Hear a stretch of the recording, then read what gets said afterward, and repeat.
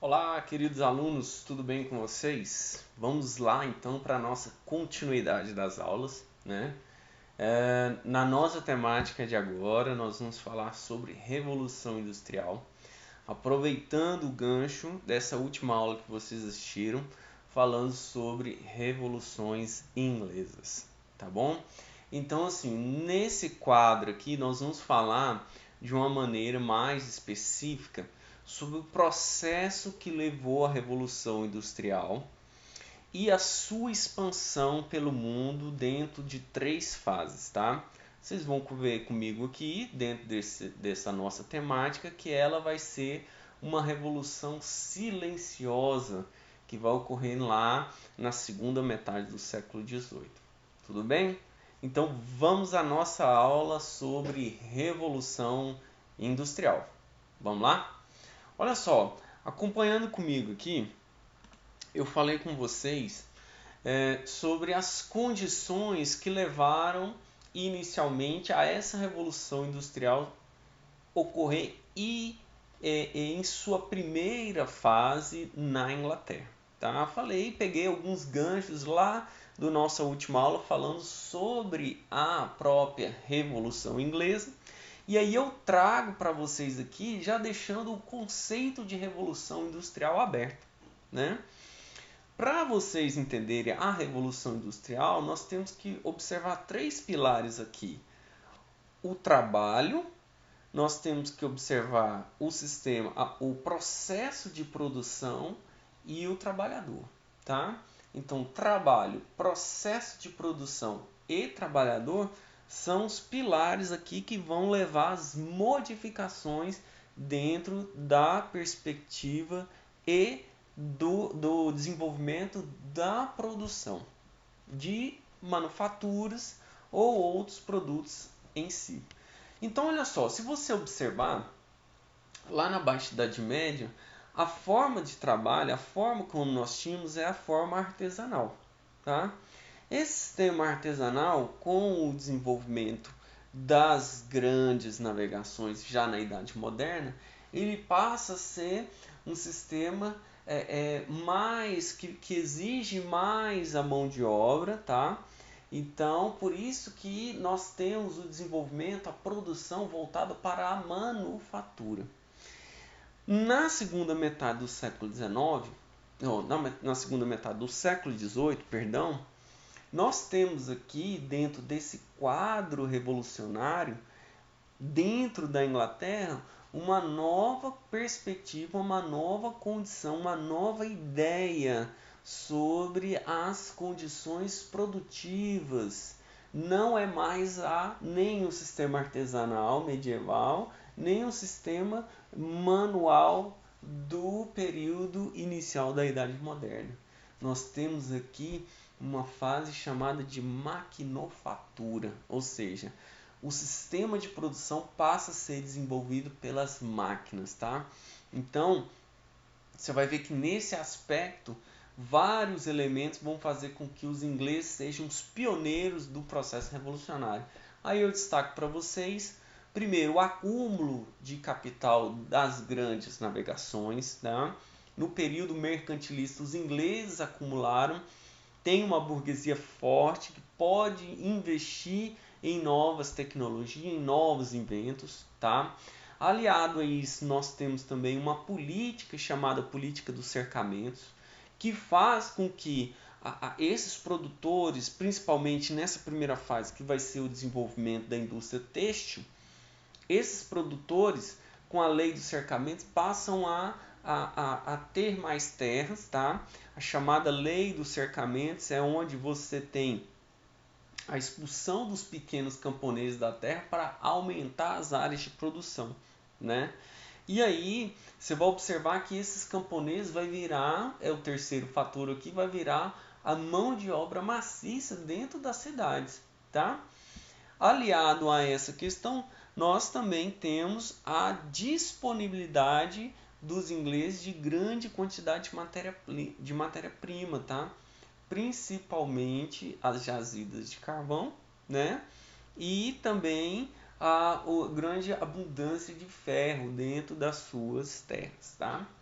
E fechando o nosso último fator aqui para levar os ingleses como os pioneiros, para observar os ingleses como pioneiros da Revolução Industrial, nós temos aqui a chamada Revolução Gloriosa, tá? Já vimos isso na aula passada e lembrando a vocês que a Revolução Gloriosa é uma revolução que vai sepultar o absolutismo na Inglaterra e vai fazer com que se construa um Estado liberal de base burguesa, tá? Então, essa Revolução Gloriosa ela dá base política para o desenvolvimento da Revolução Industrial no ambiente europeu, na Inglaterra, tá bom? Então vamos lá. Dentro dessa perspectiva, nós vamos observar aqui, eu vou falar com vocês aqui de maneira sucinta em 3 fases da Revolução Industrial. A primeira fase, o local de desenvolvimento é a Inglaterra, igual nós já observamos aqui dentro dessas características, tá? A Inglaterra é o local onde vai se desenvolver a primeira fase, especificamente na Inglaterra, tá? E aí você vai observar comigo que essa primeira fase ela vai ser da segunda metade do século XVIII até o início do século XIX, tá? E aí você vai observar que a fonte de energia utilizada aqui é o carvão mineral, tá? Você vai observar a utilização como fonte de energia o carvão mineral, o vapor, a energia hidráulica, tá? E a intensa utilização do ferro, tá? E aí, o que eu tenho aqui de inovações? A máquina a vapor, tá? A máquina a vapor ela é uma grande inovação. Mas, antes de observar a máquina a vapor, eu tenho a mecanização do setor têxtil, tá? Então, tem muitas invenções no setor têxtil que vai levar uma maior produção, tanto a produção de fios como a produção de tecidos, tá? Você vai observar isso comigo aqui, ó. Lá você está acompanhando aí no seu roteiro, você vai ver aqui que eu pontuei uma série de inventores aqui, uma série de nomes que contribuíram para esse desenvolvimento, né? Aí eu coloquei a lançadeira volante do John Kane, tá? Lançadeira volante é uma espécie, ao invés de ser essa lançadeira passando o fio, né? Você faz o trabalho de fiação, ao invés de ser manual, essa lançadeira volante ela faz um trabalho pela máquina, tá? E isso acelera demais o processo de produção. Primeiro invento aqui no ano de 1760, tá? Por isso que nós falamos que Revolução Industrial ela parte aí em meados da segunda metade do século XVIII. Então, 1760 é o pontapé inicial para essas inovações, tá? Aí um grande invento que nós temos que sempre colocar aqui dentro desse processo revolucionário, que é a máquina a vapor do James Watt, né? E dentro do setor têxtil, principalmente, a máquina de fiar do James Hargrave. Essa máquina de fiar chamada Spinning Jenny, ela é uma grande invenção que vai substituir o trabalho de vários tecelões, tá? E isso vai causar uma grande revolta, inclusive, vai fazer com que esses inventores sejam perseguidos pelos trabalhadores dentro dos trabalhadores que se envolviam com a questão produtiva, né? Porque as máquinas progressivamente vão tomar o trabalho dessas pessoas, desses indivíduos, né? E aí eu tenho também o tear hidráulico, tá? Do Richard Arkwright, tá? E nós temos aqui o tear mecânico do Edmund Cartwright. Então esses inventos aqui são a base da Revolução Industrial inicialmente na Inglaterra, todas elas voltadas para o setor do setor têxtil. Mas a Revolução Industrial não fica só dentro do setor têxtil, ela vai também para outros inventos, ela vai para outras áreas, né? Como por exemplo a área também de de transportes, né? No ano de 1817, um americano chamado de Robert Fulton, ele vai desenvolver aqui o barco a vapor, tá? Que é uma grande invenção, uma invenção que vai levar a uma maior agilidade dentro desse transporte marítimo, né? E também na área de transportes, uma revolução, uma modernização que vai ser desenvolvido dentro da Inglaterra, vai ser também a locomotiva, tá? Com George Stephenson. Essa locomotiva, pensada no ano de 1814, ela vai ser arquitetada pelo George Stephenson e ela vai ser desenvolvida a partir da década de 30. Nós temos o primeiro transporte de passageiros por meio do transporte ferroviário, tá? Então você vai observar comigo que é esse transporte que é uma revolução. A revolução industrial, nesse caso aqui, ela está fazendo com que vai se diminuir o tempo, tá? O tempo das coisas, todas elas, de produção, de movimentação, ela diminui, e a aceleração da produção, tá? Então, diminuição do tempo e aceleração da produção. Nas nossas considerações sobre o aumento da produção em um menor tempo, nós observamos aqui que essa parte da Revolução Industrial, essas inovações, elas são simplesmente maravilhosas. Só que nós temos a outra parte, que é a parte social da Revolução Industrial. Então nós temos que ver, por exemplo, a questão do operariado, como esses operários foram tratados aqui dentro desse contexto, tá bom? Então vamos lá para essas observações aqui. Você vai ver comigo que esses operários, eles possuíam péssimas condições de trabalho, tá? Então, assim, falta de iluminação, o calor provocado pelo desenvolvimento dentro das fábricas, das máquinas a vapor, tá? A questão das fábricas serem muito sujas, tá? Então, assim, são condições insalubres de desenvolvimento dentro do contexto. O que contribui muito para isso também é a falta de uma legislação dentro do processo de industrialização incipiente, né? Eu tenho que observar esse contexto aqui também, tá? A excessiva carga horária de trabalho que que estava entre 14 a 18 horas por dia, o trabalho excessivo em cima das mulheres e crianças, tá?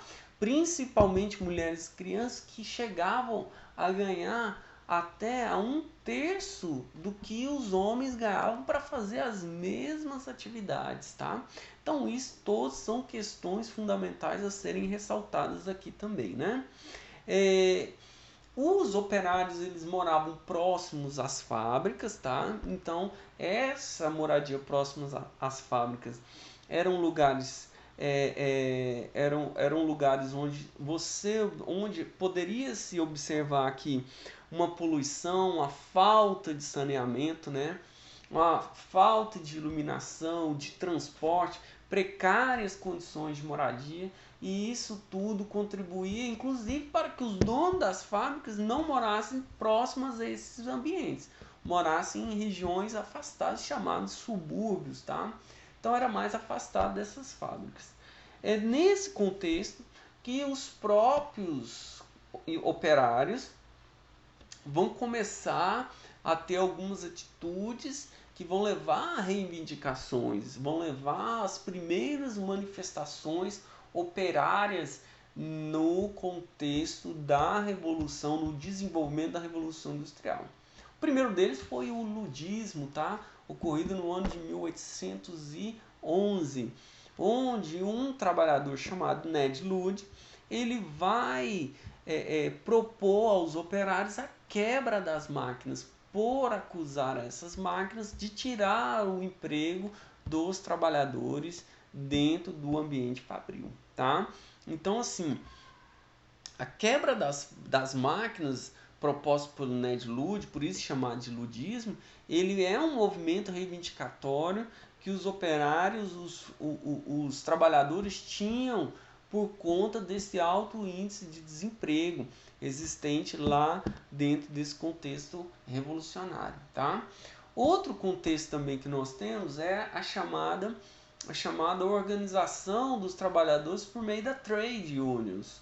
No ano de 1824, essas organizações tinham como principal diretriz a proteção dos trabalhadores. Seria uma espécie de sindicato. O primeiro movimento de sindicalização desses operários, tá? E um terceiro e último movimento que nós tivemos foi o chamado cartismo, tá? É chamado de cartismo porque esses trabalhadores ingleses, no ano de 1838, organizaram um documento chamado de Carta ao Povo, onde reivindicavam a questão da jornada de trabalho, a questão de um salário e também a participação, sufrágio universal masculino, participação política desses operários dentro do contexto inglês, tá? Então, todos esses movimentos são movimentos que levaram a um processo de manifestação operária por conta dessas péssimas condições que vinham passando ao longo do período da Revolução Industrial. Tá bom? Bom, com o desenvolvimento, então a gente falando de século XIX, vocês vão observar aqui que a segunda fase da Revolução Industrial ela já vem dentro desse contexto, né? A segunda fase da Revolução Industrial ela inicia ali em meados da metade do século XIX e ela se prolonga até a segunda metade do século XX. Essa segunda fase da Revolução Industrial ela vem com várias inovações. Primeiro, os países participantes são países europeus, os Estados Unidos e o Japão, tá? Outro contexto também que nós vamos ter é a inovação nas fontes de energia, que o petróleo passa a ser o quê? Uma grande fonte de energia e a eletricidade ela entra dentro dessas inovações tecnológicas, tá? O que eu trago aqui de novo nessa segunda fase? A utilização dentro do sistema de comunicação do telégrafo em 1836, a utilização e a invenção do telefone em 1876, tá? Eu tenho também aqui dentro do desenvolvimento do campo das imagens, do campo da arte, nós temos o desenvolvimento da fotografia no ano de 1839, tá? E também lá no final do século XIX, um novo sistema de transporte, tá? Uma inovação no campo do transporte que são os automóveis, tá? Então essa segunda fase é uma segunda fase que nós nos encontramos nela, inclusive dentro do nosso contexto atual, tá? É uma fase importantíssima que também, diante das disputas, vai levar, inclusive, a questão da Primeira Guerra Mundial, né? A Primeira Guerra Mundial ela é ela tem muito combustível nessa segunda fase da Revolução Industrial, né? Essa segunda fase ela vai gerar o desenvolvimento da concentração do capital industrial, tá? E essa concentração do capital industrial a gente vai ver nos holdings, trusts e cartéis, tá? Os holdings são as associações entre empresas, né? Um grupo fechado para que mantenha aqui um poder ali em relação a toda a estrutura capitalista, né? Então essas empresas elas recebem associações e tem uma empresa maior que gere todo esse capital. Os trusts são a fusão entre empresas que desejam pegar e controlar desde a matéria-prima até a produção e também o que? A comercialização do produto, tá? São as grandes empresas dominando todo um mercado mundial. E também nós temos também a prática do cartel, né? Que são empresas independentes que se unem para fixar um determinado preço para um produto para não evitando o que? Evitando a concorrência, tá? Isso é muito, a gente observa isso muito dentro do contexto atual nosso também, mas que se desenvolveu aqui nessa segunda fase da Revolução Industrial, né? Bom, na terceira fase, que é uma fase atual, nós temos aí o desenvolvimento aqui depois da Segunda Guerra Mundial, tá? Então eu tenho um desenvolvimento tecnológico muito intenso, tá? Então eu tenho uma intensidade no desenvolvimento tecnológico e isso vai fazer com que nós inaugurássemos uma nova fase da Revolução Industrial. Uma Revolução Industrial voltada aqui para o desenvolvimento de fontes de energia renováveis e não renováveis, tá? E além disso, essas inovações vai contar principalmente com o advento da internet, a informatização, tá? A microeletrônica, a robótica industrial, tá? E a biotecnologia, tá? São esses dados que vão levar com que hoje nós possamos, inclusive dentro desse ambiente, possamos ter uma aula como essa, uma aula de maneira virtual, né? Esses desenvolvimentos tecnológicos vão fazer com que possibilite a proximidade entre eu e vocês que estão observando essa aula agora. Então nós estamos dentro de um contexto mais revolucionário e essas revoluções elas não param desde quando se iniciou na Inglaterra na segunda metade do século XVIII. Tá bom? Nós fechamos então o nosso quadro revolucionário, tá? Nós falamos sobre Revolução Industrial, colocamos alguns pontos aqui dessa revolução e não percam as próximas aulas dando andamento dentro desse contexto revolucionário. Agora vamos falar de revoluções políticas, tá? Que ocorreram em razão do desenvolvimento no contexto iluminista, mas isso vai ser um outro assunto em uma outra aula. Tudo bem? Um grande beijo a vocês, um grande abraço.